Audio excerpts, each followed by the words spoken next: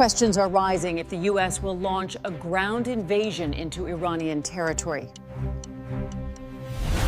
Tehran claims it has been waiting for this specific scenario since the war in Iraq. Analysts wonder if airstrikes alone are failing to break the Iranian defense spirit. While lacking a strong air force, and the nation possesses a massive army of missiles. This missile force is challenging the advanced fighter jets of the United States. Media reports last year focused heavily on the capabilities of the B-2 bomber fleet. Recent discussions have centered on the performance of advanced F-35 stealth jets. Reports suggest 3 U.S. fighter jets were lost during a training exercise in Kuwait. There is a notable absence of fear regarding American air power in current reports. Headlines are instead focusing on the effectiveness of Iranian missile barrages. Sources claim that expensive American military bases have been severely damaged.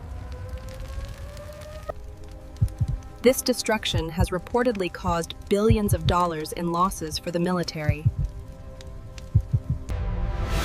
The U.S. president states there will be no deal without an unconditional surrender. The administration plans to select new leaders to rebuild the nation after the war. Officials claim they will work to make the Iranian economy bigger and better soon. Critics argue the U.S. president is disconnected from the reality on the ground there. Tehran has stated that there will be no talks with the U.S., let alone a surrender. The U.S. Defense Secretary claims to have full control of the airspace in 1 week. He warned that death and destruction would rain down from the skies above Iran. However, the narrative of American air superiority is disappearing from the news. The energy minister of Qatar warns Gulf nations might stop oil exports very soon. If accurate, this scenario means no one will be spared from economic destruction. Qatar has officially halted its liquefied natural gas production lines this week. A prolonged war could push crude oil prices to $150 a barrel. Rising fuel costs would force nations like India to fund this expensive conflict. The U.S. president previously claimed he could secure a ceasefire in 24 hours. Now reports indicate the Pentagon is preparing for war until at least September. The United Nations reports over 300,000 people are now displaced. Local sources in Iran confirm more than 1,300 people have been killed. The French president expressed deep concern for the stability of the Lebanon border. The U.S. president described the attack as something people have never seen before. However, reliable assessments of the destruction on the ground are missing today. A Western reporter went viral claiming that the streets of Tehran remain peaceful. Video footage showed shops open and gas stations running normally in the capital. The reporter expressed surprise that daily life appeared unaffected by the conflict. Analysts question if the true impact of the war is being ignored by global media. An anchor noted the military forbids showing interceptor locations on live broadcasts. Defense departments are now deciding what journalists can and cannot show on TV. Footage from the Holy City shows thousands marching after Friday prayers. Crowds are chanting loudly against the United States, calling the nation a great evil.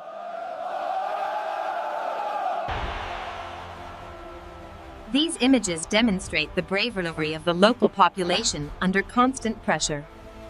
Al Jazeera reported that Israel warned civilians to leave the industrial zone.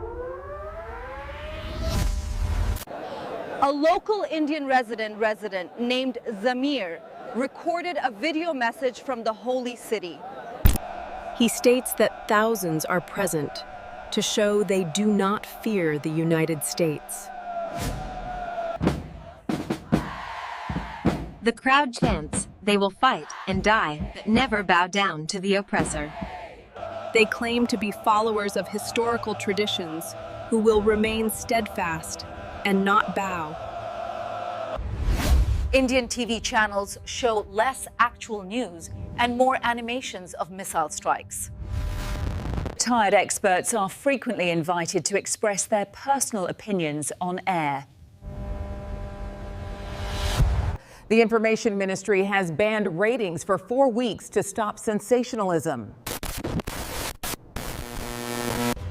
The order aims to prevent panic among families of those living in the Middle East. Bloomberg reports a critical shortage of missile interceptors across the West. The United States and European Union are deeply concerned about this depletion. Interceptors are being used heavily in both Ukraine and the Middle East conflict. Production cannot meet demand, and these stocks cannot be replenished quickly enough. Reports from CBS News indicate Gulf nations are running low on interceptor missiles. Iran is preserving its stockpile and benefits from a prolonged conflict scenario. For the current regime, simply surviving this war is considered a major victory. The Washington Post states precision munitions are being spent at a rapid rate. The national leader has also entered the debate regarding global strategic supplies. He claims the U.S. asked for help to counter Iranian drones despite low resources. The Ukrainian leader claims aid is possible only if Russia grants a short truce. This contrasts with the U.S. president's promise to end wars in 24 hours. Reports show Iran is targeting air defense systems in a very systematic manner. It is claimed that a key radar component was destroyed in the United Arab Emirates.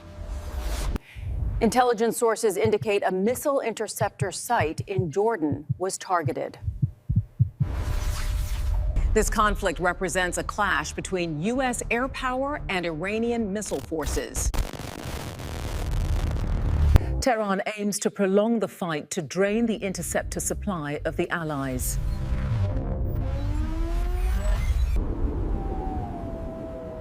Analysts believe vast missile stockpiles are hidden deep within the desert sands. Questions remain on whether they can launch if the launchers are totally destroyed. U.S. Central Command asserts it has gained full control over the Iranian airspace. Israeli forces claim to have successfully destroyed 6 ballistic missile launchers. Religious prayers were reportedly held for the U.S. president inside the White House. The Israeli prime minister cites religious texts to justify the ongoing conflict. Media articles are appearing that use biblical references to support the attacks.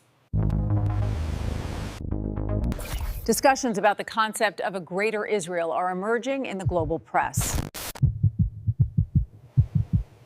Critics suggest the U.S. president uses these videos to gain more religious support. We have entered what some analysts are calling the golden age of fake news reports. Reports suggest Israeli jets may have bombed painted decoys on the ground below. Canadian leaders express deep regret while still supporting the military strikes. The British Prime Minister stated the region has been plunged into total chaos. The British Prime Minister insists on standing firm by principles despite the pressure. Australian sailors were reportedly on board American ships during the naval attacks. Reports confirm Russia is providing intelligence on American base locations to Iran. This marks the first sign that a major adversary is actively helping the Iranian side. Questions arise as to why the U.S. allowed India to buy Russian oil for 30 days.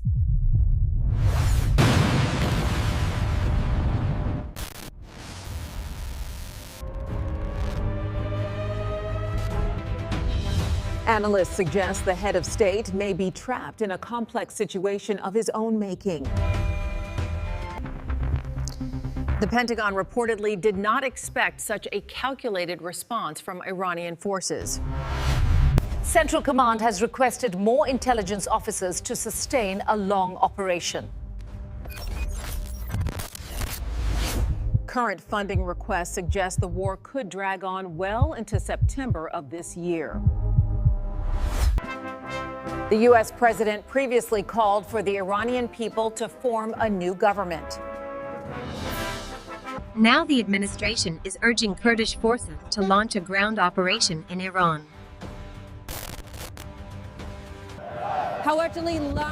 However, the local Kurdish government stated they do not want to enter this war. Despite this, Iranian forces have attacked Kurdish regions in Iraq, targeting dissidents. There is a contradiction between calls for democracy and urging proxies to fight wars. Members of the Indian Congress Party visited the Iranian embassy to offer condolences. Indian diplomats expressed sorrow over the death of the Iranian supreme leader. Questions are being raised about the absence of the foreign minister during this visit. Strikes are now hitting hospitals and universities in the capital city of Tehran. Similar justifications about underground tunnels are being used to explain these hits. History shows that promised evidence of such tunnels is often never found after the war. Iran appears to be fighting an existential war for its survival against global powers. It remains unclear what the ultimate strategic goal is for the United States today. From Iraq to Afghanistan, the scars of previous interventions are still visible today. Please like and subscribe to Global Frontline Reports for more updates on this war.